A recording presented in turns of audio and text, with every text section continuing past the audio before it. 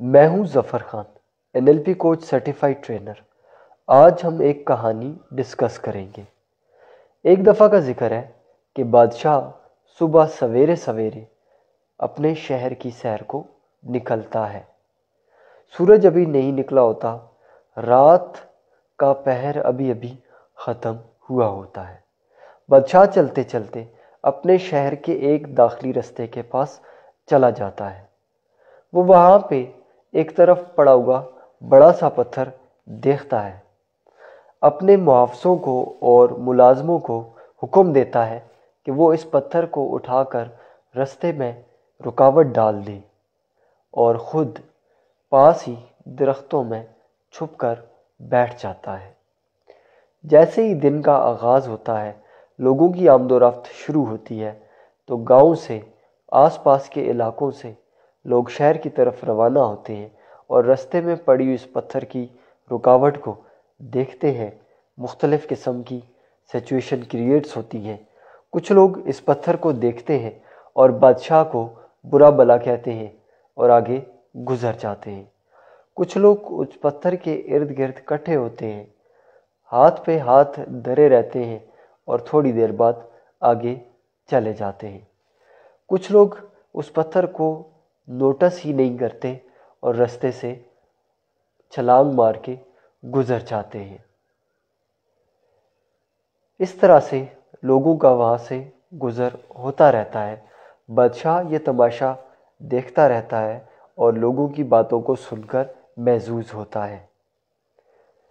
کچھ وقت گزرنے کے بعد ایک محنت کش کا وہاں سے گزر ہوتا ہے۔ وہ محنت کش جب اس رکاوٹ والے پتھر کو دیکھتا ہے تو اپنے سر پہ اٹھائے ہوا بوجھ ایک طرف رکھتا ہے اور اس پتھر کے قریب آ جاتا ہے۔ وہ اس پتھر کو اٹھانے کے لیے کوشش کا آغاز کرتا ہے۔ پتھر کو اٹھانے کی وہ کئی کوششیں کرتا ہے، جن کوششوں میں وہ ناکام ہوتا ہے، لیکن وہ ہمت نہیں ہارتا۔ مختلف طریقوں سے اس پتھر کو ہٹانے کے لیے اپنی جان لڑاتا ہے، اور آخر کار وہ اس پتھر کو سرکانے میں کامیاب ہو جاتا ہے۔ وہ پتھر کو رستے سے ہٹا کر ایک رستے کے ساتھ والی کھائی میں دھکیل دیتا ہے۔ جیسے ہی وہ پتھر کو دھکیل کر واپس اپنا سامان اٹھانے کی طرف لپکتا ہے، وہ دیکھتا ہے کہ پتھر والی جگہ پہ ایک اشرفیوں کی تھیلی پڑی ہوئی ہوتی ہے۔ وہ اس تھیلی کو اٹھاتا ہے اور تھیلی کو جب کھولتا ہے تو اس کے اندر ایک خط پڑا ہوتا ہے، جس خط میں لکھا ہوا ہوتا ہے بادشاہ کی طرف سے کہ یہ اشرفیوں کی تھیلی اس شخص کے لیے ہے جو اس رستے کی رکاوٹ کو ہٹائے گا۔ اس محنت کش کو یہ اشرفیوں کی تھیلی پا کر بہت خوشی ہوتی ہے۔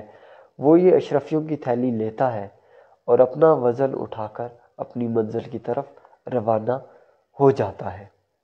اس کہانی سے ہمیں کئی سبق ملتے ہیں کہ بعض اوقات ہمیں جو رکاوٹ ہمارے رستے میں پڑی ہوئی ملتی ہے، وہ رکاوٹ نہیں ہوتی، بلکہ اس رکاوٹ کے پیچھے ہمارے لیے انعام چھپا ہوا ہوتا ہے۔ دوسرا سبق ہمیں یہ ملتا ہے کہ ہماری اپنی کامیابی بعض اوقات دوسروں کے رستے کی رکاوٹ کو ہٹانے میں چھپی ہوئی ہوتی ہے۔ جب ہم اجتماعی فائدہ کرتے ہیں، معاشرے کے لیے کچھ اچھا کرتے ہیں، تو الٹیمیٹلی ہمیں اس کا ایک بڑا ریوارڈ ملتا ہے۔ یہ بہت بڑی کامیابی ہو سکتی ہے۔ تیسرا سبق ہمیں یہ ملتا ہے کہ معاشرے میں جو لوگ دوسروں کو بلیم دیتے رہتے ہیں، دوسروں پہ الزام تراشی کرتے رہتے ہیں، ان کے حصے میں کچھ نہیں آتا۔ جو لوگ مشکلات کو دیکھتے ہیں اور دیکھ کے تماشائی بنے رہتے ہیں، اپنے ہاتھ پاؤں کو باندھے رکھتے ہیں اور کچھ کوشش نہیں کرتے، اور وہ لوگ جو مشکلات کو ان نوٹسڈ چھوڑ دیتے ہیں، معاشرے میں پڑے پرابلمز کو دیکھنے کی صلاحیت ہی نہیں رکھتے، یا دیکھتے ہیں تو اندیکھا کر دیتے ہیں، ان لوگوں کے حصے میں کچھ کامیابیاں نہیں آتی، بلکہ ریوارڈز، نتائج، اچیومنٹس ان لوگوں کے حصے میں آتی ہیں جو مسائل کو دیکھتے ہیں اور ان کو حل کرتے ہیں۔